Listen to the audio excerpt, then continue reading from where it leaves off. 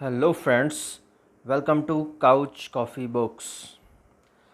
आज के वीडियो में हम राजस्थान का इतिहास शुरू करने जा रहे हैं और यह राजस्थान के इतिहास में मेवाड़ का इतिहास का भाग 1 है।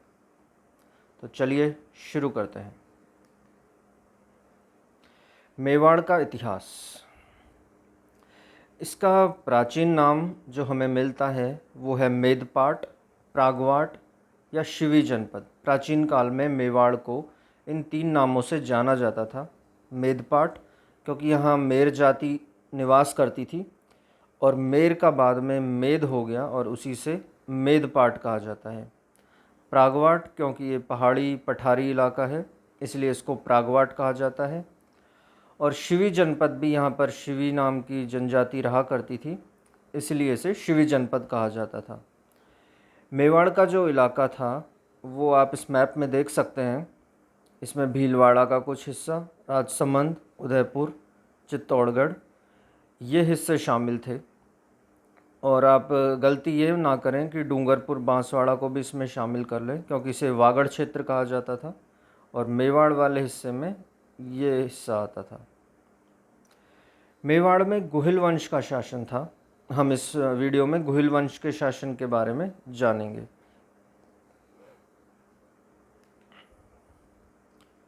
गुहिल वंश। गुहिल वंश की स्थापना गुहिल या गुहिलादित्य ने की थी। ऐसा कहा जाता है कि इनका जन्म एक गुफा में हुआ था और गुफा को गुहा भी कहा जाता है, तो इसीलिए इनका नाम गुहिल या गुहिलादित्य पड़ गया था।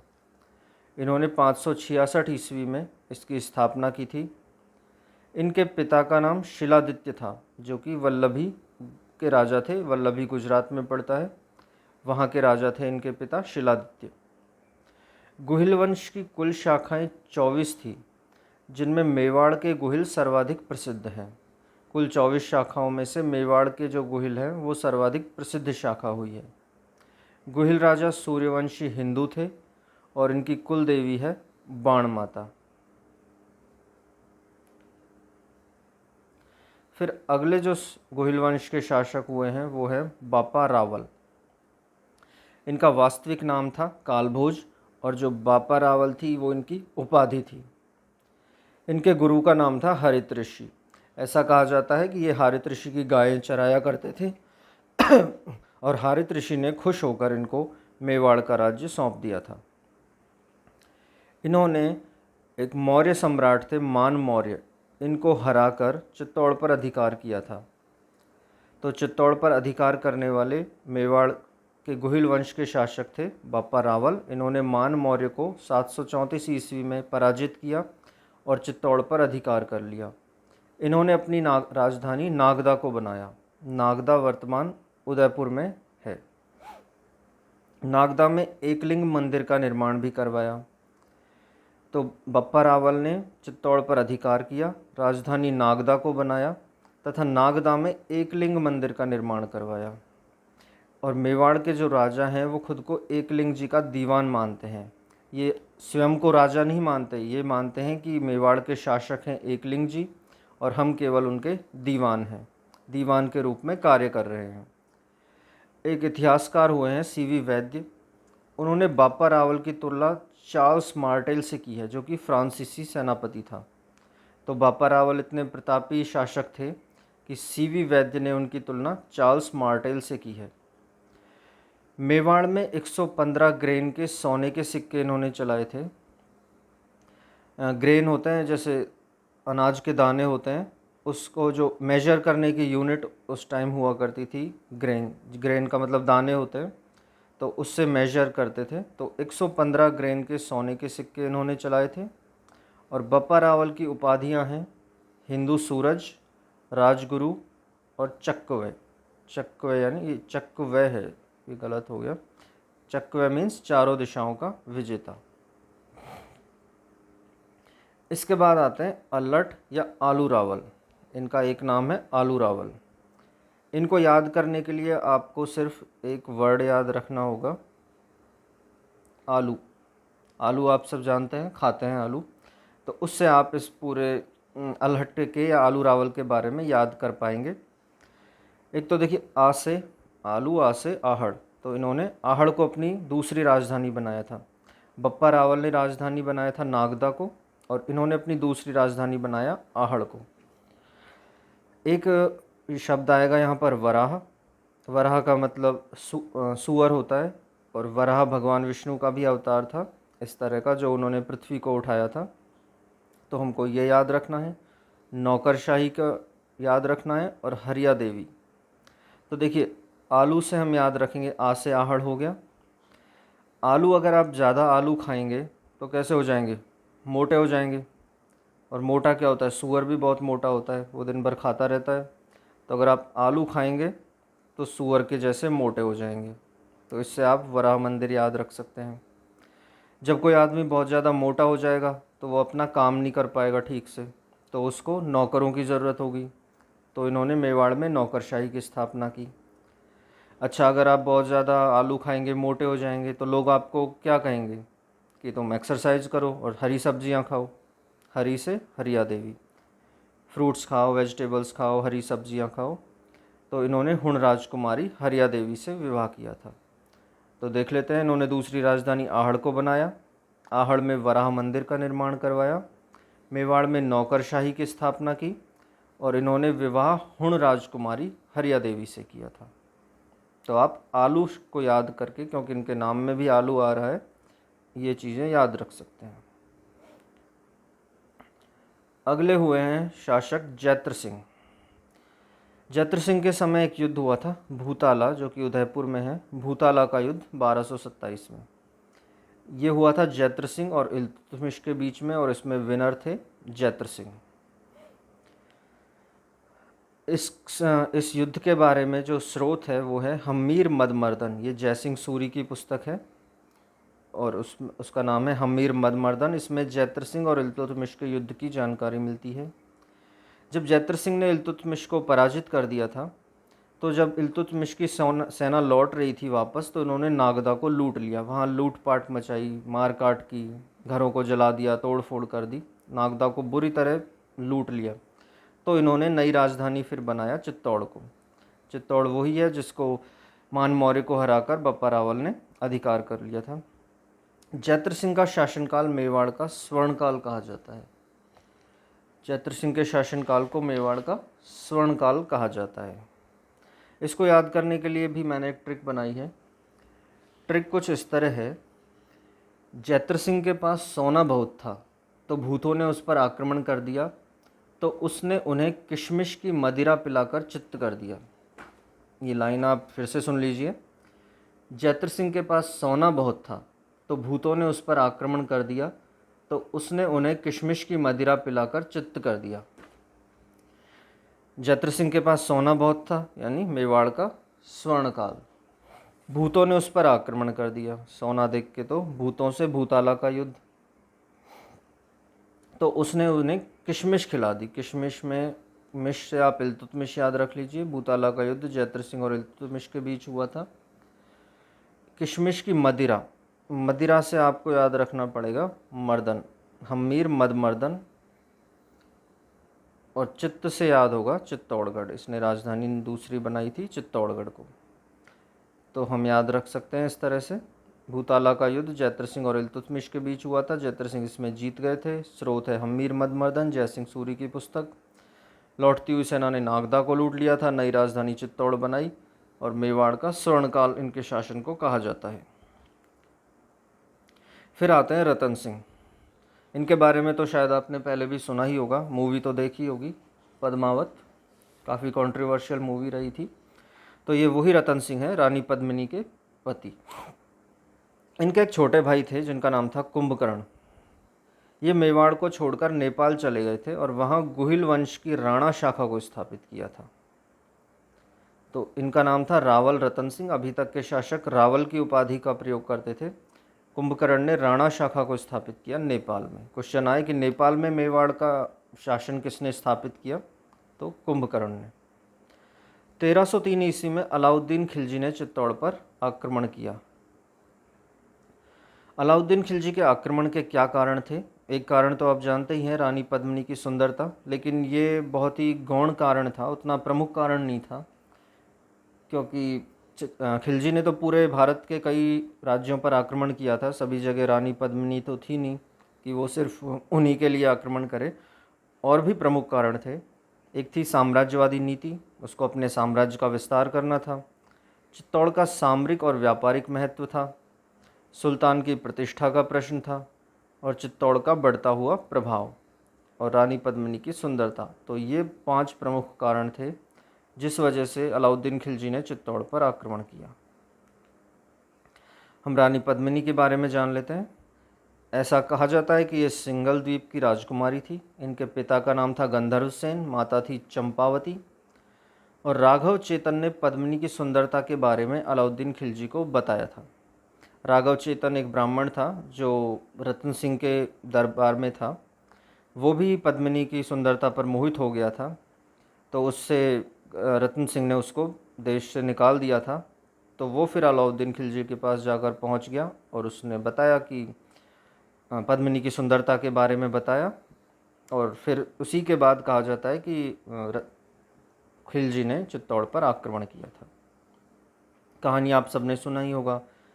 तोता था हीरामन जाति का, या हीरामन नाम भी बोलते हैं उसका। वो श्रीलंका, जिसको सिंगल द्वीप कहते हैं, वो उड़ता हुआ वहाँ से मेवाड़ आया। उसने रतन सिंह को बताया कि पद्मिनी की सुंदरता के बारे में। फिर रतन सिंह वहाँ गया, जंगलों में रहा। बाद में शादी हुई उनकी, फिर वो वापस आए मेवाड़ में। इस तरह की कहानी है। चित्तौड़ का पहला साका, ये बहुत इम्पोर्टेंट क्वेश्चन है कि चित्तौड़ का पहला साका कब हुआ। 1303 ईस्वी में। साका क्या होता है? जौहर प्लस केसरिया। जौहर वो होता है जिसमें महिलाएं अपने आप को अग्नि में समाहित कर देती हैं, उसे जौहर कहते हैं। और केसरिया, इसमें जो पुरुष होते हैं वो सिर पर केसरिया कपड़ा बांधकर युद्ध में उतर जाते हैं कि अब तो मरना है या मारना है, इस पार या उस पार। तो इस जो चित्तौड़ का पहला साका होता है जिसमें दोनों होते हैं, तो ये दोनों ही काम हुए थे। महिलाओं ने भी जौहर किया था और पुरुषों ने केसरिया किया था, इसलिए उसको पहला साका बोलते हैं। जौहर किया था रानी पद्मिनी ने 1600 अन्य रानियों के साथ, और केसरिया किया था रतन सिंह के नेतृत्व में। रतन सिंह के सेनापति थे गोरा एवं बादल। इन्होंने भी बड़ी ही बहादुरी से इस युद्ध में भाग लिया था। लेकिन जब साका हो गया तो अलाउद्दीन खिलजी ने चित्तौड़ पर अधिकार कर लिया और इसका नाम बदलकर खिजराबाद कर दिया। खिलजी का बेटा था खिज्र खां, तो उसके नाम पर इसने इसका नाम याद रख दिया खिजराबाद। खिलजी, खिजराबाद, खिज्र खां, तो इन चीज़ों को कनेक्ट करके आप याद कर सकते हैं। खिज्र खां जो अलाउद्दीन खिलजी का पुत्र था, इसने गंभीरी नदी पर पुल का निर्माण कराया। आगे आप किले पढ़ेंगे तो देखेंगे कि चित्तौड़गढ़ किला गंभीरी और बेड़च नदी के संगम पर स्थित है। तो गंभीरी नदी पर इसने पुल का निर्माण कराया। चित्तौड़ में मकबरे का निर्माण कराया। मकबरे के फ़ारसी अभिलेख में देखिए, कई बार छोटे छोटे क्वेश्चन होते हैं एक ही लाइन में। मकबरे का निर्माण किसने कराया? फ़ारसी भाषा। अलाउद्दीन खिलजी को ईश्वर की छाया एवं संसार का रक्षक बताया गया है। तो मकबरे का फ़ारसी अभिलेख है, उसमें अलाउद्दीन खिलजी को ईश्वर की छाया और संसार का रक्षक बताया गया है। कालांतर में चित्तौड़ मालदेव सोनगरा, जिसको मूछाला मालदेव भी कहा जाता है, उनको दे दिया गया था, क्योंकि अब दिल्ली पर भी शासन करना था, सारा ध्यान मेवाड़ पर नहीं रख सकते थे। तो ये मेवाड़ को मालदेव सोनगरा, या जिसे मूछाला मालदेव भी कहा जाता है, उसको सौंप कर वापस दिल्ली चला गया था। तो चित्तौड़ में पहले रतन सिंह था, फिर खिलजी ने आक्रमण किया, अधिकार कर लिया, सौंप दिया खिज्र खां को।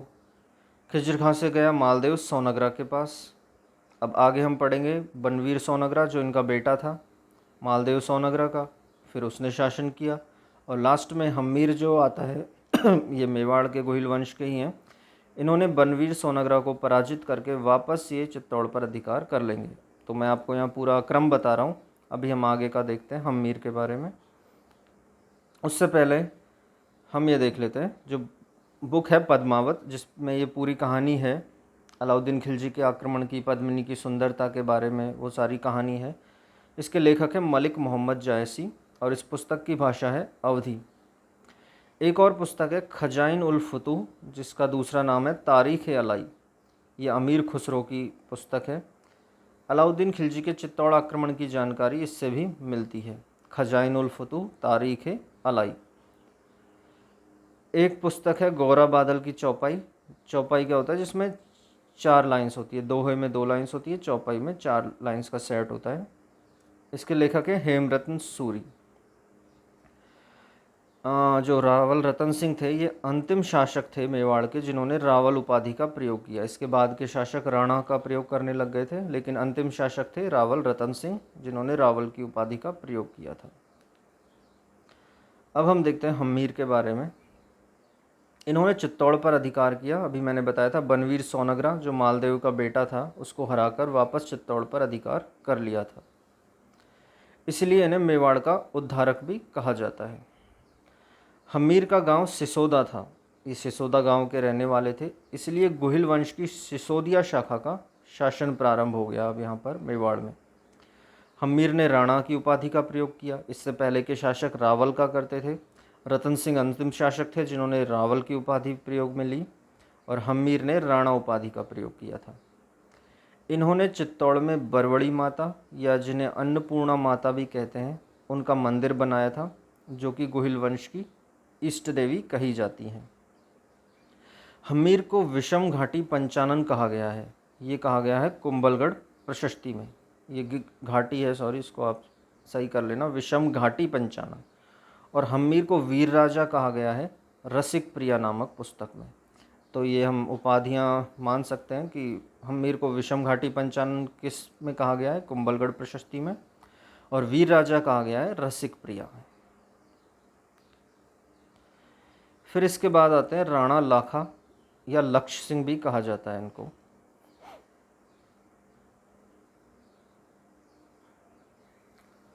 राणा लाखा या लक्ष्य सिंह, इनके समय में जो प्रमुख कार्य हुए वो इस तरह थे। एक तो चांदी की खान की खोज हुई थी जावर उदयपुर में। तो राणा लाखा के समय में जावर उदयपुर में चांदी की खान मिली। पिछोला झील के पास पिछोला झील का निर्माण करवाया गया एक बंजारे के द्वारा, और इसी झील के पास में एक नटनी का चबूतरा भी बना हुआ है। ऐसा कहा गया कि एक नटनी ने शर्त लगाई कि अगर मैं पूरी पिछोला झील को पार कर दूंगी, नटनियाँ वो होती हैं जो झील के ऊपर रस्सी बांधकर वो चलने वाली थी, पूरी पिछोला झील को रस्सी पर चलकर क्रॉस करने वाली थी। तो शर्त लगी कि अगर वो कर देती है तो मेवाड़ का आधा राज्य उसे मिल जाएगा। और जब वो नटनी चलना शुरू करती है तो धीरे धीरे वो पूरी पिछोला झील को पार करने वाली होती है। तो जब लक्ष्य सिंह को लगता है कि अगर ये पूरा कर गई तो मेवाड़ का राज्य इसको देना पड़ेगा, आधा राज्य इसको देना पड़ेगा, तो कई कहते हैं कि उन्होंने उसकी रस्सी काट दी जिससे वो गिर गई। कई जगह मिलता है कि वहाँ उसका बच्चा खेल रहा था, उसके किसी ने थप्पड़ मारा ज़ोर से, वो बच्चा रोने लगा, उसको देखकर माँ विचलित हो गई और वो गिर गई, और गिरकर वो झील में मर गई। तो उसकी याद में यहाँ पर नटनी का चबूतरा बनाया गया है पिछोला झील के पास में। और एक कुंभा हाड़ा थे, राणा लाखा के साले थे। ये नकली बूंदी की रक्षा करते हुए मारे गए थे। राणा लाखा ने एक बार प्रतिज्ञा ले ली कि जब तक वो बूंदी के किले को तोड़ नहीं देंगे, नष्ट नहीं कर देंगे, तब तक वो खाना नहीं खाएंगे। उनका अपनी पत्नी से कुछ झगड़ा हो गया था, उनकी हाड़ी रानी थी बूंदी की। उन्होंने कहा कि बूंदी ज़्यादा अच्छा है, ये बोल रहे थे मेवाड़ ज़्यादा अच्छा है, चित्तौड़ ज़्यादा अच्छा है। तो इस तरह का तो उन्होंने प्रतिज्ञा ली। तो हुआ क्या कि उनके लिए एक नकली बूंदी का किला बनवाया गया ताकि वो अपनी प्रतिज्ञा भी पूरी हो जाए और आगे का काम चलता रहे। तो उस किले पर जब उन्होंने अटैक किया तो उनके साले थे कुंभाहाड़ा, वो आ गए बीच में कि बूंदी चाहे असली हो या नकली हो, हम उसके लिए रक्षा करेंगे। और उस छोटा सा युद्ध था, उसमें कुंभाहाड़ा मारे गए। एक जो महत्वपूर्ण कार्य हुआ राणा लाखा के समय में वो हम इससे समझते हैं। देखिए, यह है गुहिल वंश मेवाड़ का, यहाँ पर राणा लाखा का शासन है। इधर हम देखेंगे राठौड़ मारवाड़ वंश पर, यहाँ चूंडा है यहाँ के शासक। राणा लाखा का पुत्र है चूंडा, और इधर जो चूंडा है उनकी पुत्री है हंसाबाई। तो हुआ क्या कि चूंडा ने अपनी पुत्री हंसाबाई के विवाह का प्रस्ताव चूंडा के लिए भेजा था। मतलब चूंडा ने हंसाबाई का विवाह प्रस्ताव चूंडा के लिए भेजा, लेकिन वहाँ थोड़ा कम्युनिकेशन में प्रॉब्लम हो गई और उन्हें लगा कि यह विवाह प्रस्ताव लाखा के लिए है। तो बाद में चूंडा ने मना कर दिया कि वो शादी नहीं करेंगे और अंत में ऐसा हुआ कि राणा लाखा की शादी हंसाबाई के साथ कर दी गई। जब शादी की गई तो पूछा गया चूंडा से कि अगला शासक कौन बनेगा। तो बनने तो चूंडा ही थे क्योंकि वो वरिष्ठ उत्तराधिकारी थे, लेकिन जब उनसे कहा गया कि अगर हंसाबाई और लाखा का पुत्र ही मेवाड़ का शासक बनेगा, तो चूंडा ने कहा कि ठीक है, फिर मैं प्रतिज्ञा लेता हूँ कि मैं मेवाड़ का शासक नहीं बनूंगा। और उन्होंने, इसलिए उनको मेवाड़ का भीष्म कहा जाता है, उनकी इस प्रतिज्ञा के लिए। जैसे महाभारत में भीष्म पिता मैंने प्रतिज्ञा ली थी कि वो विवाह नहीं करेंगे और शासन भी नहीं करेंगे, वो केवल संरक्षक की तरह कार्य करेंगे, जो उन्होंने अंतिम समय तक किया था। दुर्योधन और धृतराष्ट्र की तरफ वो इसीलिए रहे क्योंकि उन्होंने प्रतिज्ञा की थी कि मैं हस्तिनापुर का संरक्षण करूंगा। तो यही प्रतिज्ञा चूंडा ने ली, इसीलिए उनको मेवाड़ का भीष्म कहा जाता है। राणा लाखा और हंसाबाई का पुत्र हुआ था मोकल, तो बाद में ये आगे चल के मेवाड़ के शासक बनते हैं। तो आप ऐसे ध्यान रखिए कि हंसाबाई के पिता का नाम भी चूड़ा और पुत्र का नाम भी चूड़ा, क्योंकि ये राणा लाखा की पत्नी थी तो ये उनके सौतेले पुत्र हो गए। तो दोनों चूड़ा में कन्फ्यूजन ना हो, इसलिए पिता भी चूड़ा और पुत्र भी चूड़ा, ये सौतेले पुत्र हो गए इनके। एक हंसाबाई का भाई भी था रणमल, उसके बारे में हम आगे जानकारी लेंगे कि रणमल का कहाँ कहाँ रोल आएगा। तो ये देख लीजिए आप, गुहिल वंश और मारवाड़ का जो वैवाहिक संबंध हुआ था राणा लाखा और हंसाबाई के बीच, इनका पुत्र हुआ था मोकल, जो आगे चल के शासक बनेगा। तो जो चूंडा थे, उन्होंने ये बहुत बड़ा त्याग किया था। मेवाड़ का शासन, जो कि एक बहुत शक्तिशाली राज्य था उस समय में, उसका राजगद्दी त्याग दी। तो उसके लिए उनको काफ़ी विशेषाधिकार भी मिले थे। वो क्या थे, देखिए, मेवाड़ के प्रथम श्रेणी के 24 ठिकाने हुआ करते थे उस समय, और सबसे बड़ा ठिकाना था सलूम्बर। तो इन 24 ठिकानों में से 4 ठिकाने, जिसमें सलूम्बर भी शामिल था, ये चूंडा को दे दिए गए। चूंडा के इस बलिदान के कारण उनको मेवाड़ के 24 में से 4 ठिकाने दे दिए गए कि चलो, तुम मेवाड़ का जो राजधानी है वहाँ पर शासन नहीं करोगे, लेकिन इन 4 ठिकाने, ये 4 ठिकाने तुम्हारे ही हैं, यहाँ के तुम सामंत हो। तो उनको ये 4 ठिकाने दे दिए गए, जिसमें सलूम्बर भी शामिल था, जो कि सबसे बड़ा ठिकाना था। अब देखिए, सलूम्बर का सामंत बनाते ही उनके पास ये 4 शक्तियाँ आ गई। क्या क्या? सलूम्बर के सामंत के पास क्या क्या शक्तियाँ हुआ करती थी, और वही शक्तियाँ चूंडा के पास आ गई। पहला तो कि मेवाड़ की सेना का सेनापति होगा ये, सलूम्बर का सामंत मेवाड़ की सेना का सेनापति होगा, यानी चूंडा। मेवाड़ का राज तिलक भी यही करेंगे। मेवाड़ के राजपत्रों पे राणा के साथ इनके भी हस्ताक्षर होंगे। पहले राणा हस्ताक्षर करेगा, उसके बाद ये भी अपनी सहमति अगर देते हैं तो ये भी हस्ताक्षर करेंगे। और राणा की अनुपस्थिति में राजधानी को संभालने की जिम्मेदारी भी सलूम्बर के सामंत की थी। तो ये सारी महत्वपूर्ण जिम्मेदारियां अब चूंडा को दे दी गई थी, इनके इस महान त्याग की वजह से। तो सलूम्बर का सामंत बना दिया गया था। तो दोस्तों, आई होप आपको यहाँ तक का पार्ट 1 समझ में आया होगा मेवाड़ की हिस्ट्री का।